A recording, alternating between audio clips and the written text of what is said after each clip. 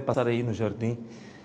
Quantas pessoas é que achas que já estão aí em direto agora, não é? Ok.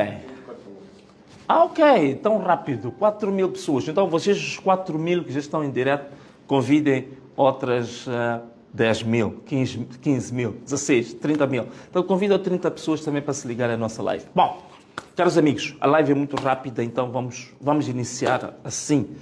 O que é que nós temos a falar hoje? Bom, primeiro, queria partilhar convosco, naturalmente, que depois da acusação que me foi feita, nós não tivemos essa conversa, né? Como vocês sabem, fui acusado de 5 crimes. Destes 5 crimes, dos quais vocês sabem que o primeiro crime é de apologia ao crime. Isto é alguém que até certo ponto promove ou que, digamos assim, esteja favorável que se cometa crime. Apologia é isso, é defender, é promover. Então, apologia ao crime, outra é incentivar ou instigar ao crime, e depois temos a desobediência coletiva, e depois temos 2 crimes ligados ao terrorismo.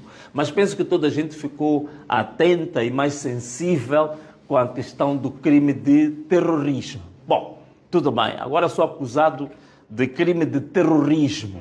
Bom, eu estive a ver, e penso que muitas pessoas também já receberam a própria acusação, né, do que nós somos de fato acusados, e vocês vão ver que aquele documento da acusação é um documento extremamente fraco, quer dizer, até certo ponto envergonha a própria Procuradoria-Geral da República, quer dizer, é um documento mais político e até certo ponto parece, em algum momento chega a parecer que é uma reportagem jornalística, portanto não tem a base jurídica, a fundamentação jurídica forte, mas é o que nós temos. Mas, caros amigos, como eu sempre disse, estou aqui pronto.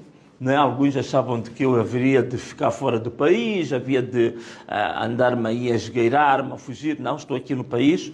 Estamos a constituir os nossos advogados. Temos vários voluntários advogados portugueses, angolanos, moçambicanos, brasileiros também. Mas, naturalmente, que aquele que vai estar num tribunal tem que ser um advogado inscrito na ordem dos advogados aqui em Moçambique. Mas estamos prontos. E é um julgamento, como vocês sabem. Até por acaso eu recordei-me das palavras do antigo presidente Armando Emílio Guebuza, que dizia, digamos assim, da forma dele, que a Procuradoria era um órgão manipulado. Um órgão, digamos, que é usado pura e simplesmente para a perseguição política de opositores, não é?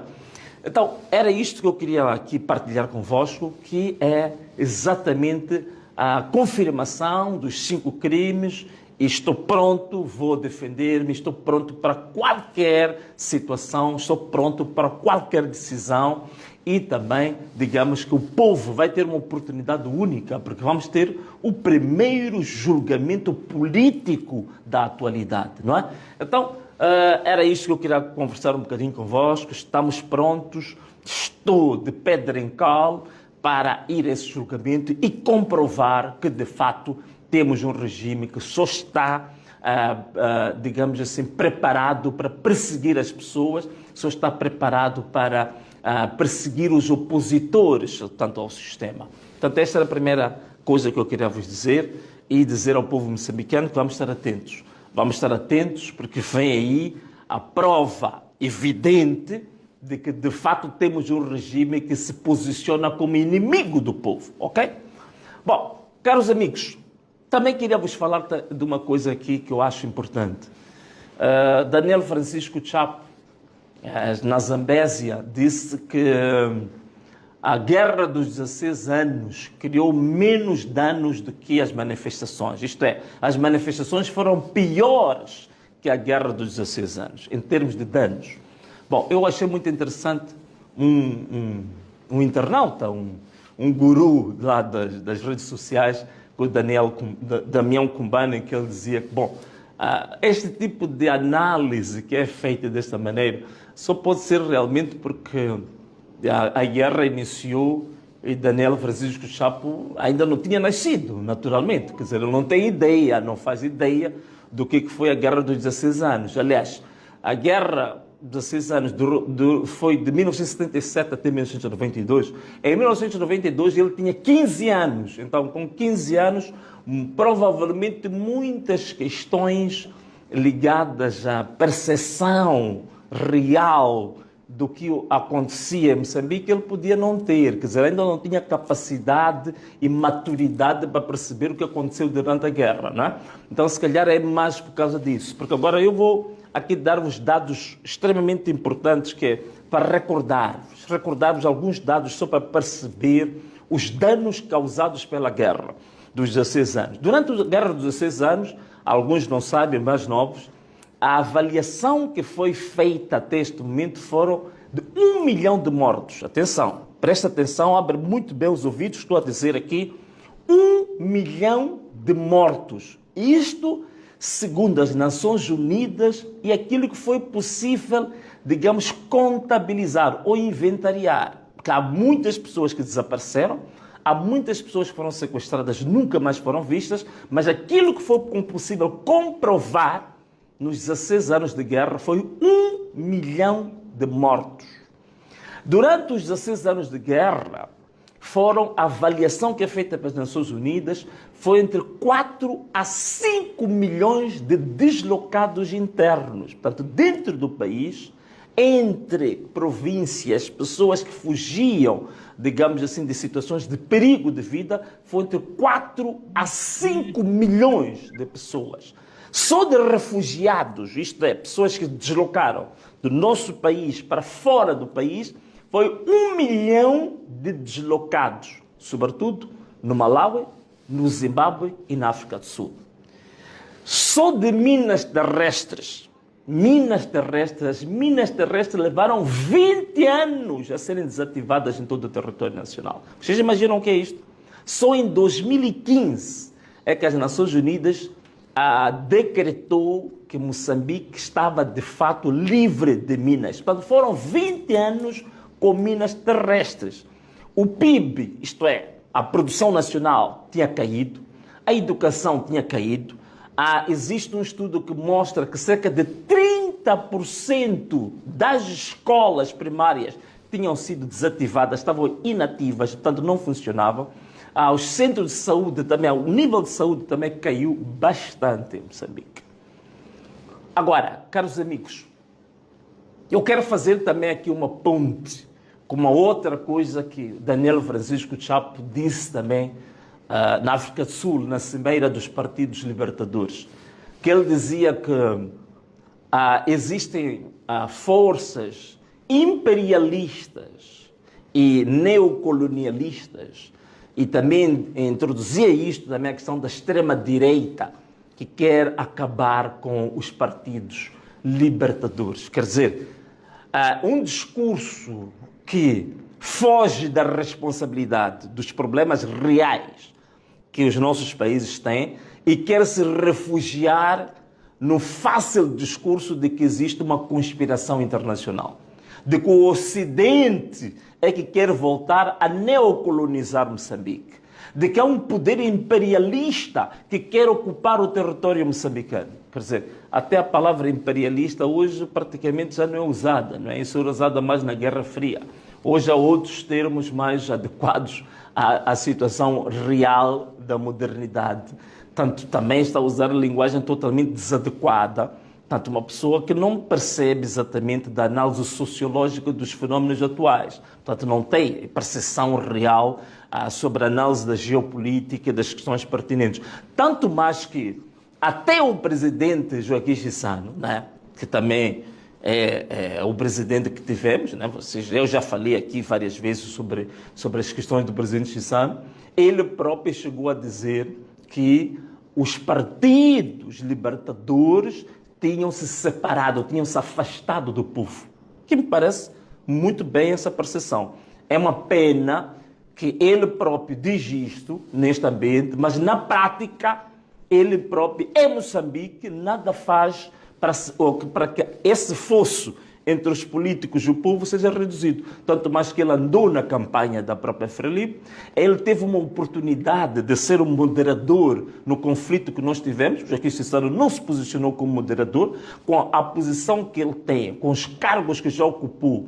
Ele deveria ter aparecido como a reserva moral nos conflitos e nos problemas que houve em Moçambique, mas ele foi excessivamente partidário. Portanto, o que ele foi dizer na África do Sul não é a prática dele. A prática dele é de uma pessoa partidária, a prática dele é que uma pessoa do fundamentalismo partidário, e a prática dele é que ele está na origem também desta Frelimo ter se desviado do povo, ter se tornado inimiga do povo.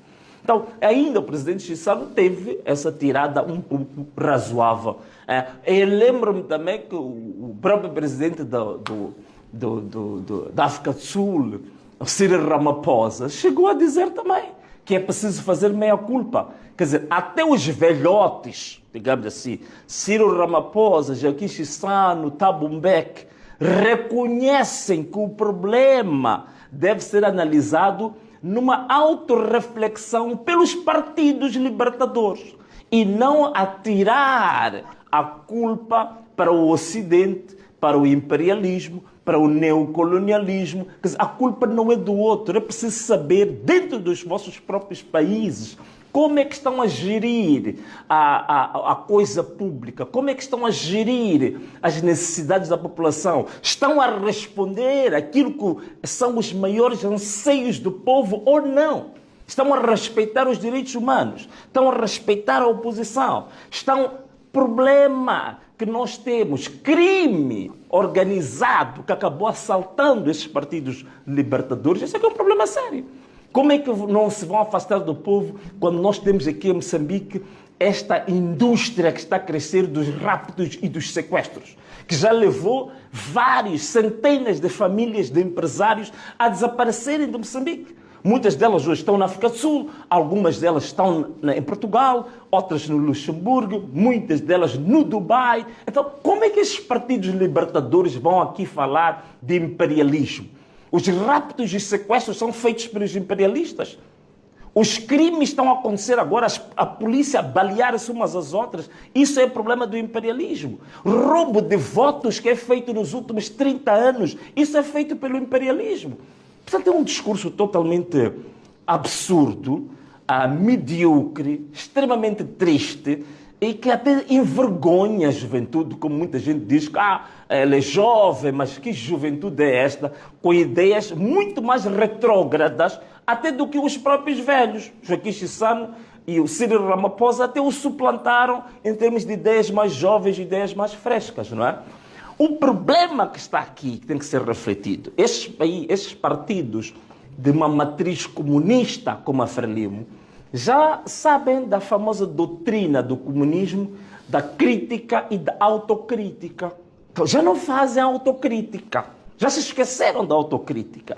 Não, já se esqueceram, tem que olhar para dentro do próprio Partido Frelimo e ver como é que o Partido Frelimo foi se tornando uma organização mais próxima dos criminosos do que do próprio povo. Já se esqueceram de fazer. Esse é o exercício que tem que ser feito. Eu estive a fazer uma análise só para vocês perceberem o que aconteceu nos últimos 50 anos que seja uma coisa mais grave. A corrupção que ocorreu durante os 50 anos do reinado da Frelimo. O Banco Africano de Desenvolvimento e o Instituto de Estudos Econômicos e Sociais de Moçambique fizeram estudos. Eu fui ler estes documentos, vou fazer um resumo muito breve, é 1 minuto, para vocês perceberem o que está a acontecer em Moçambique. Ao longo destes 50 anos, este é que é o problema, este é que é o grave problema que a Frelimo tem. Não é o problema do imperialismo. Ao longo de 50 anos, a dívida pública de Moçambique, que chegou a estar de nível de 40% do PIB, a partir do momento das dívidas ocultas, passou para acima de 100% do PIB. Este é que é o problema, tem que analisar isto. O grave problema que as dívidas ocultas causaram a Moçambique. Levaram Moçambique a ser isolado diplomaticamente. levaram Moçambique a ser cancelado o apoio ao orçamento. Toda a gente está recordado disto. Levou Moçambique a ter os índices de pobreza mais altos. Hoje, a incidência da pobreza em Moçambique está a 68%. Significa que mais de 23 milhões de moçambicanos estão em situação de pobreza extrema em Moçambique, miseráveis, por causa da má gestão da Frelimo. Grandes escândalos da corrupção, de desvio de fundos, feitos pela própria Frelimo. Eu já falei das dívidas ocultas. Acho que as pessoas estão bem recordadas do escândalo dos aeroportos de Moçambique. Estão bem recordados dos escândalos da Covid-19. Os dinheiros que eram para o povo da Covid-19 foram roubados. Os escândalos do Fundo de Desenvolvimento Agrário, vocês sabem disso. O escândalo das bolsas de estudo que eram entregues a algumas pessoas ligadas ao próprio Partido Frelimo. Os contratos, contratos que são distribuídos de uma forma direta e corrupta, o tráfico de influências. Já falei aqui dos crimes, dos raptos, os sequestros, os desvios de fundos. Portanto, isto tudo aqui, meus amigos, é que é a imagem real e o espelho do que a Frelimo se tornou, e é por isso que acabou o povo se afastando dessa própria Frelimo. Não tem nada a ver com o imperialismo. Se a gente falar do imperialismo e falarmos do neocolonialismo, até vamos perceber quem que trouxe o tal imperialismo. Foi a própria Frelimo. Na década 80, quem que realmente teve o primeiro acordo com as instituições de Bretton Woods e que nós aderimos ao FMI e ao Banco Mundial? Quem fez isso? Foi a Frelimo. Quem foi que chamou a empresa que desgraçou este país, a empresa da máfia internacional, a chamada Previnvest? Quem foi contratar? Quem teve negócios com a Previnvest? Foi a Frelimo.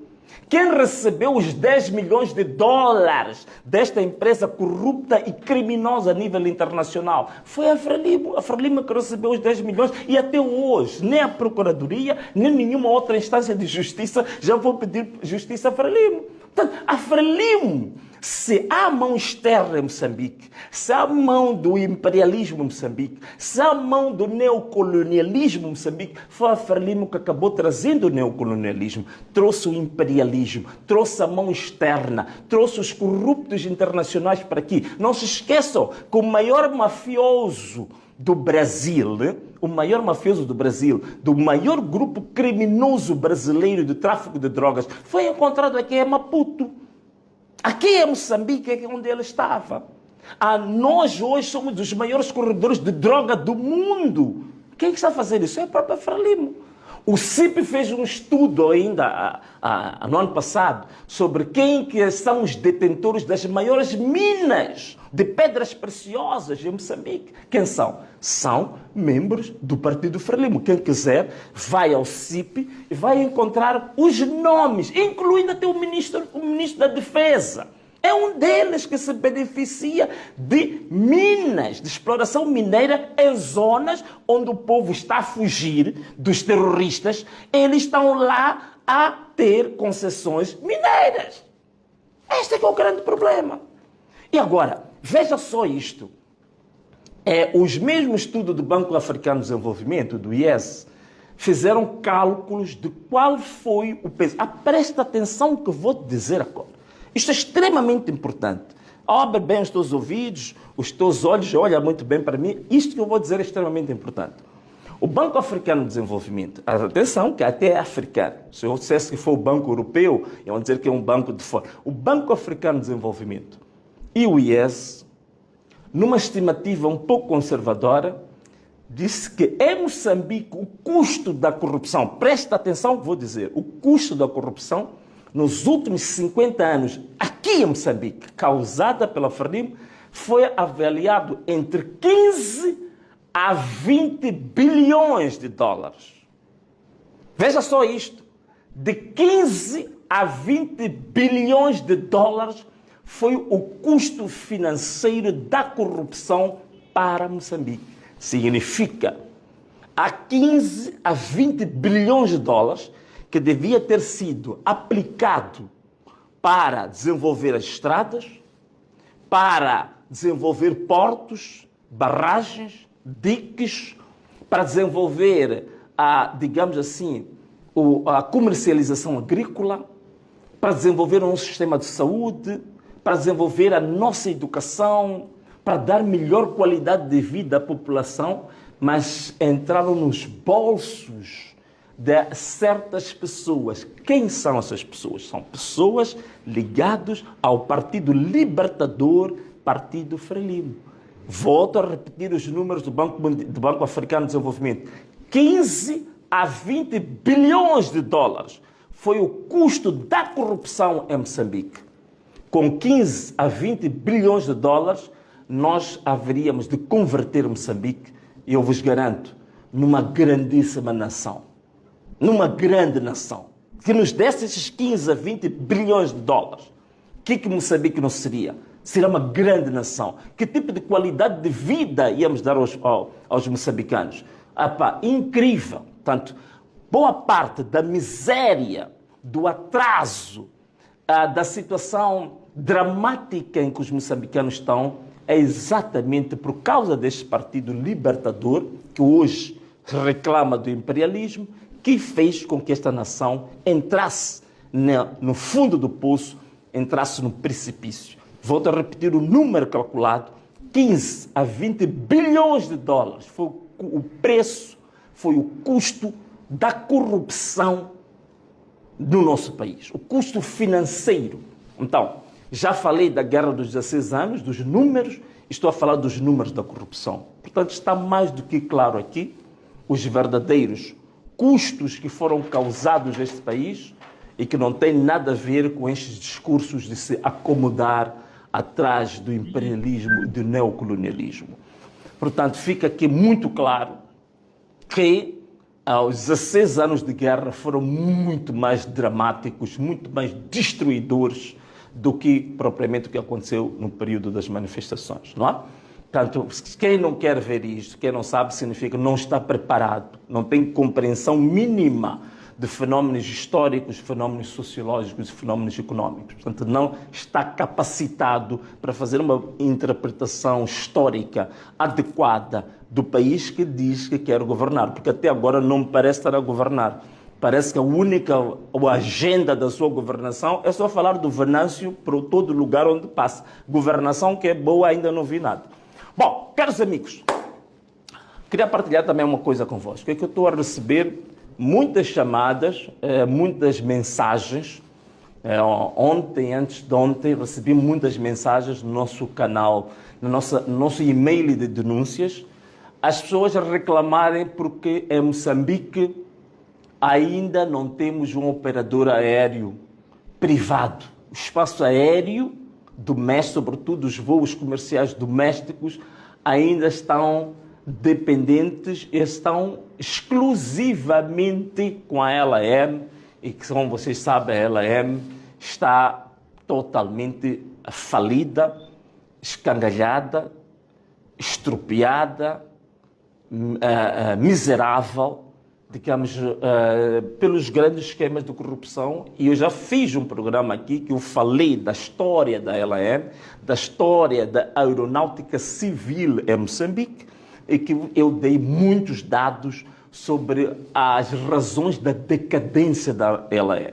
A LAM que na década de 70 e 80 já teve pilotos que foram para grandes companhias internacionais, das melhores, era considerada uma das maiores referências da aeronáutica civil aqui em África, mas infelizmente a gestão, mais uma vez, da Frelimo levou a LAM à decadência. Então as pessoas querem saber o que está a acontecer, porque ainda vi há pouco tempo o canal de Moçambique na mídia anunciava que já existia um operador que ia começar a fazer voos aqui em Moçambique, que é para reduzir esse sofrimento enorme que nós temos agora em Moçambique. O grande problema que se coloca aqui, só para eu fazer-vos um enquadramento, para vocês perceberem a gravidade do assunto. Em 2009, a LAM fez um empréstimo ao BCI, que era para comprar 4 aeronaves.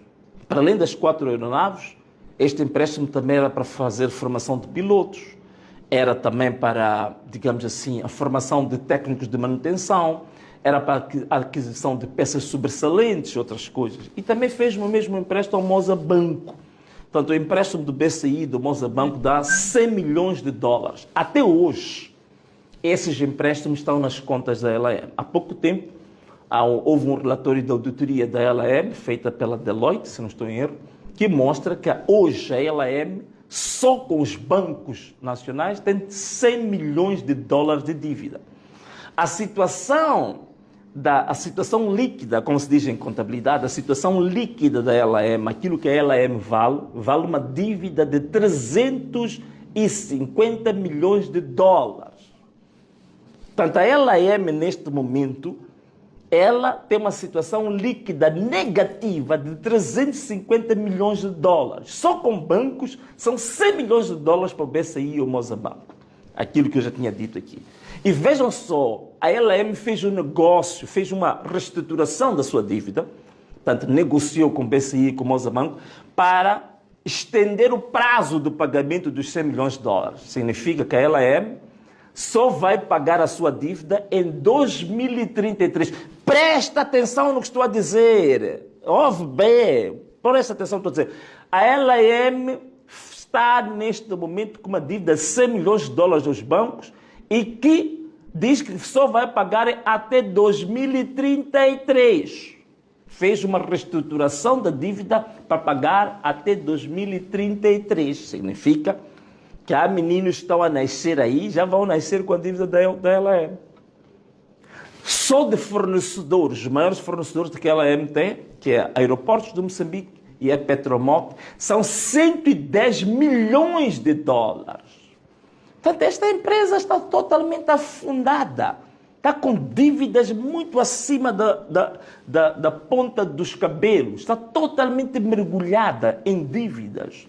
E ainda como se não bastasse, uma gestão calamitosa, caótica, só de clientes. Portanto, há muitos clientes que até hoje têm dívidas enormes com a LAM. E um desses clientes é o Comitê Central do Partido Frelimo, que está com dívida acumulada, segundo o relatório de 2023, de 42 milhões de meticais. Quer dizer, os membros do Partido Frelimo usam a LAM para viajar ao seu belo prazer e não pagam. E esta é uma das razões da falência desta própria empresa. Então, o que nós temos? Justifica-se até agora não termos um operador privado aqui? Estou a tentar responder a pergunta das pessoas que estão a colocar. Sim, vocês viram a notícia que saiu sobre a Solenta. Portanto, a Solenta é essa empresa que é detentora da marca Fastjet e que neste momento tudo indicava que já iam começar os seus voos, pelas notícias que andaram. E vimos uma nota dessa empresa publicada a dizer que havia bloqueios administrativos do operador e do Ministério dos Transportes. Portanto, a empresa, pelo aquilo que nos chegou ao conhecimento, pela nota da empresa, o certificado, a empresa já tem, o certificado do operador aéreo já tem, as taxas de exploração parece que foram pagas, já adquiriram inclusivamente 3 aeronaves que já estão em Moçambique, já contrataram tripulação e o pessoal de apoio também foi contratado, já fizeram contratos com empresas de prestação de serviços que neste momento já estão a ser pagos. Portanto, a empresa está neste momento a somar prejuízos. Já tem 3 aeronaves que não podem operar. A LAM está com 300 milhões de dólares de dívida e não tem nenhum avião. E está-se a proteger esta LAM. Por quê? Porque também quer se proteger os devedores da própria LAM, os que destruíram a própria LAM. Então, esta que é a situação que nós temos, meus amigos. Então, é a altura esta de viabilizar, abrir-se o espaço. E as empresas que têm capacidade de operar, aliás, esta Solenta, pelo que nós sabemos, ela já operou entre 2017 até 2019, que tudo indica que até parou de operar porque foi exatamente sabotada para ela parar de operar. Portanto, é a altura esta de se parar com isto. A ela é o espaço aéreo, precisa abrir o espaço aéreo e permitir que os operadores privados que têm capacidade de poder operar com eficiência, com transparência, com eficiência, com boa gestão, possam operar e reduzir de uma vez o sofrimento do povo. Portanto, para aqueles que mandaram as mensagens para mim relativamente ao espaço aéreo moçambicano, esta é a resposta que eu tinha para vos dar. Portanto, este resumo que eu fiz sobre a situação de um operador que já existe e da situação em que o país está a bloquear, o Ministério dos Transportes está a bloquear a operação desta empresa. E depois me admira bastante este Ministro dos Transportes hoje, o Machombe, pelo que eu saiba, aquilo que eu sou, eu ainda era deputado. Eu recebi as duas empresas que tinham tido a tal concessão das tais rotas exclusivas, né? Ou rotas, sim, as rotas exclusivas. Não sei se o nome técnico era esse. Eu os recebi no Parlamento. Haveram com queixas deste Ministro dos Transportes atual. Portanto, uma pessoa que não conseguiu gerir apenas um município, andou lá metido em muitas jogadas, muitas tramóias, muitas cambalhotas, só no município de Maputo, como é que vai gerir transportes a nível do país inteiro? Então, só pode acontecer isto. Então, estão a fazer bloqueios, estão a bloquear aqueles que querem trabalhar no espaço aéreo para permitir que os moçambicanos possam ter oportunidade de ter um serviço de qualidade aéreo, bloqueiam tudo isto. Não sei se é por nhongas, não sei se é para proteger interesses do seu próprio partido, mas é isto que nós temos. Portanto, alguém que não geriu nem sequer os transportes do município, foram lhe dar oportunidade de gerir transportes a nível nacional. E aqui está. Estes são os problemas que nós temos. Portanto, meus amigos, espero ter conseguido responder à vossa preocupação, mas continuem a enviar. Vou pedir à minha produção para depois colocar o nosso e-mail das denúncias. Portanto, você faz as suas denúncias. Hoje recebemos aqui as denúncias sobre a LAM. Portanto, você continua a mandar as suas denúncias para o nosso e-mail e nós vamos, sempre que possível, falar sobre esses assuntos. Então, hoje falamos de 3 temas. O tema da acusação contra Venâncio Mondlane, acusada de terrorismo. Falamos do tema de Daniel Francisco Chapo, que dizia que as manifestações causaram mais danos que os 16 anos de guerra e que também os partidos libertadores estavam em risco ou estavam sendo atacados pelo imperialismo e o neocolonialismo para os tirar do poder. E, por último, falei aqui do espaço aéreo em Moçambique, que está sendo bloqueado pelo regulador e pelo Ministério dos Transportes para impedir que possa haver um trabalho de qualidade no país e manter-se assim o sofrimento em que este povo se encontra. Caros amigos, esta era a live brevíssima que íamos fazer hoje, num espaço, já não é no nosso estúdio, encontramos qualquer sala por aqui onde tínhamos a nossa reunião, e agradecemos a vossa presença aí. Um forte abraço para todos, um beijo e tchau!